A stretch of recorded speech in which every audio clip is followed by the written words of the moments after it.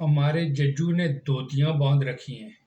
اگر کوئی کمزور آتا ہے تو یہ آگے سے اٹھا دیتے ہیں،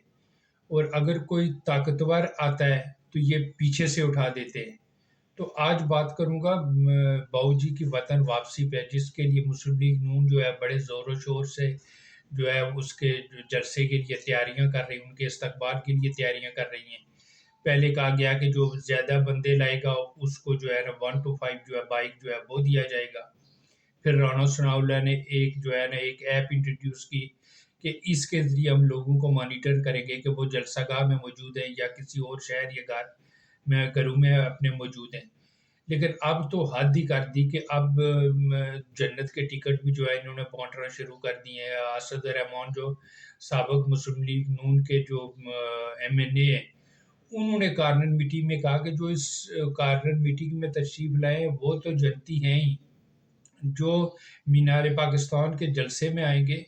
ان کو بھی میں بشارت دیتا ہوں کہ وہ بھی جو ہے نا وہ سب جنتی ہے، یعنی کہ کس بیمار جو ہے ذہن کے لوگ ہیں، کس قسم کے جو بیمار ذہن جو ہے نا ہمارے اوپر حکمرانی کر رہے ہیں، انہوں نے جو ہے وہ قانون سازی کیا کرنی ہے، اس قسم کے جو بیمار ذہن کے جو لوگ ہیں۔ تو پھر مسلم لیگ نون کی طرف سے کہا جا رہا ہے کہ جو یہ جلسہ ہوگا مینار پاکستان کے سائے میں، یہ 20 لاکھ کا مجمع ہوگا، اور میاں صاحب جو ہے نا ان سے اس جلسے سے جو ہے وہ خطاب کریں گے۔ تو کیا یہ خطاب میاں صاحب کر پائیں گے؟ کیا یہ ممکن ہے؟ تو ایسا ہرگز نہیں ہوگا اگر ملک میں کوئی آئین اور کوئی قانون ہے، کیونکہ باؤ جی کو ملزم نہیں ہے، وہ ایک مجرم ہے۔ اور جس قانون کا حوالہ دیا جا رہا ہے کہ اب جو ہے نا نائلی کی جو مدت ہے وہ تاحیات والی شرط ختم ہو گئی ہے، اب جو ہے یہ مدت 5 سال کر دی گئی ہے، اور یہ اب قانون کا حصہ بن چکی ہے، اسے چیلنج بھی نہیں کیا گیا۔ اگر اس قانون کا سہارا لینا بھی ہے تو میاں صاحب کو پہلے اسلام آباد ایئرپورٹ اترتے ہی سیدھا جیل جانا ہوگا، اور پھر مسلم لیگ نون عدالت جا کر یہ پلی لے سکتی ہے کہ نائلی کی مدت جو ہے اب وہ قانون بن گیا ہے کہ اب یہ مدت تاحیات نہیں بلکہ 5 سال کی ہوگی، اور میاں صاحب یہ جو ہے وہ مدت پوری کر چکے ہیں، اس لیے ان کی نائلی ختم کی جائے، پھر تو ممکن ہے۔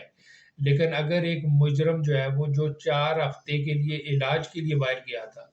وہ 4 سال بعد واپس آتا ہے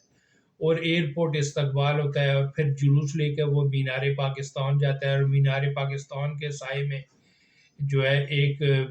جلسے سے خطاب کر کے گھر چلا جاتا ہے، تو پھر عدالتیں اور قانون نافذ کرنے والے جو ادارے ہیں وہ اس پہ خاموش تماشائی بنے رہیں گے۔ تو پھر آئین اور قانون تو بڑھ گیا، باقی رہ گئی آخری امید تو قاضی فائز عیسیٰ صاحب۔ اگر یہ آخری امید بھی دم توڑ گئی تو ہمارے پاس منٹو کے اس جملے کے سوا کچھ نہیں رہے گا کہنے کو کہ ہمارے ججوں نے جو ہے وہ دھوتیاں باندھ رکھی ہیں، اگر کوئی کمزور ان کے سامنے آئے تو یہ آگے سے اٹھا دیتے، اور اگر کوئی طاقتور آئے تو یہ پیچھے سے اٹھا دیتے۔ اب 21 اکتوبر کو دیکھتے ہیں یہ دھوتی آگے سے اٹھتی ہے یا پیچھے سے۔